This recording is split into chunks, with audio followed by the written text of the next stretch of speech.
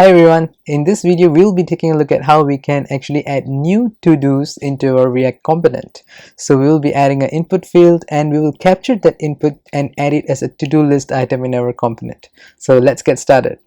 Alright, so let's add an input section to this. So instead of just actually getting this to render, I'm going to wrap it here.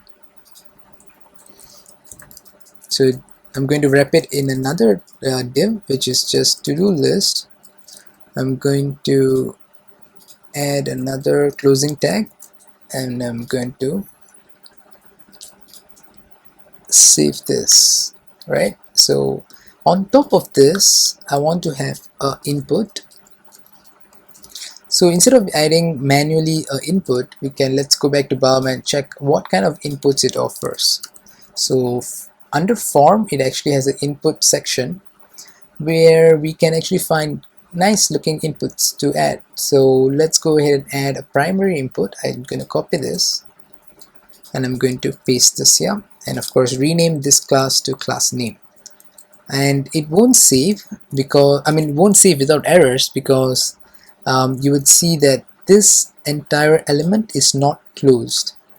So another thing to note about React is that all the elements need to be closed and closed within tags. So there needs to be a closing tag for the div, and likewise for the input tag there's no closing /input, so we're going to add a self-closing tag, which is just adding a slash here, save, and you're good to go.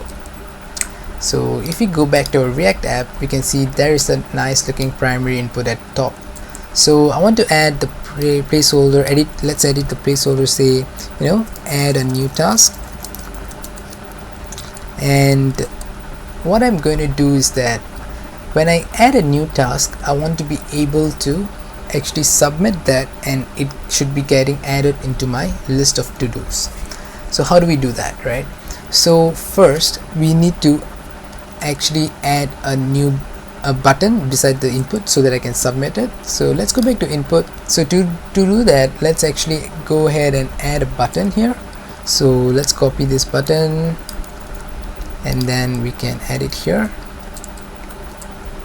And yeah, we have this button, but I want it to stand out, so let's rename this to let's say link, and it's a blue color. Nice. And again, let's use some utility classes. Now we add a margin to the top and then comes down a bit. And before we render the to-do list, let's use a horizontal line to separate the section. Now it looks much cleaner. We can do another quick trick, is actually we can add a full width button, and it will actually stretch to fill the entire gap here. So this looks much cleaner. And what I'm going to do is that we need to capture this task and add it to the list. So how we can do that is that on input field we can add this listener called on change. So every time this input changes, we want to capture what is the new value. So I'm going to put here as handle input changed. And what is this handle input changed? We haven't declared that yet. So I'm going to go ahead and declare a function called handle input changed.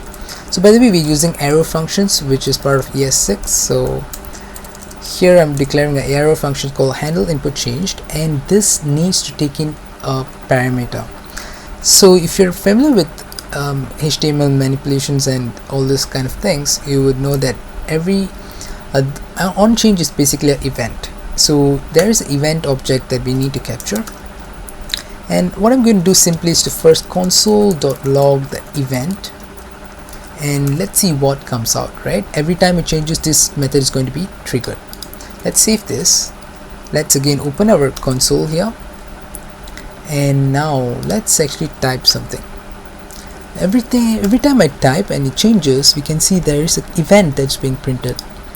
And inside this event, if I actually take a look, it would say there's a target, and under the target there's a lot of different values you can capture, but the one that we need to actually capture is something called value.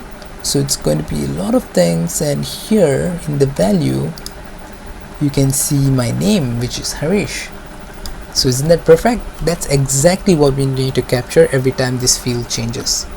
So now what we're going to do is that we're going to go back to the application, and let's keep track of it in a state, right? So I'm going to call this a new to do, and set new to do. It'll be the function which changes that, and use state, and the initial value it has is nothing. I mean, we don't have any new to do to add when we first start the application, right? But once we get this, we want to update the new to do by calling set to do, and the new value is event.target, and we saw that the parameter called value has this string that we need, right? So whatever we type here is being saved into this value, and this will set new to do, but only when we press the button so let's rename this to add to do. Only when we press this button we want to actually add that into our list. So how do we do that? We can use another listener here on click. So on button click, handle add new to do. Let's define it again with the arrow function here.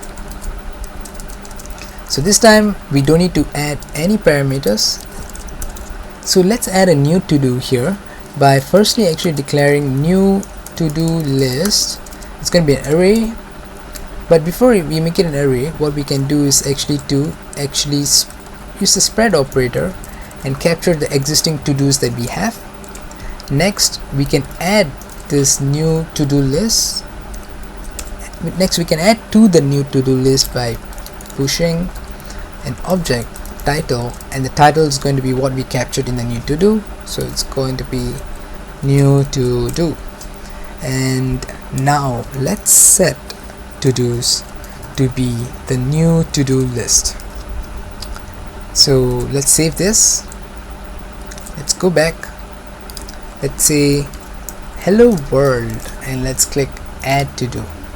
Wow, that's about it. So when we actually clicked add to do, React actually captured this element, it updated the state that we have and pushed this state into the list that we already have.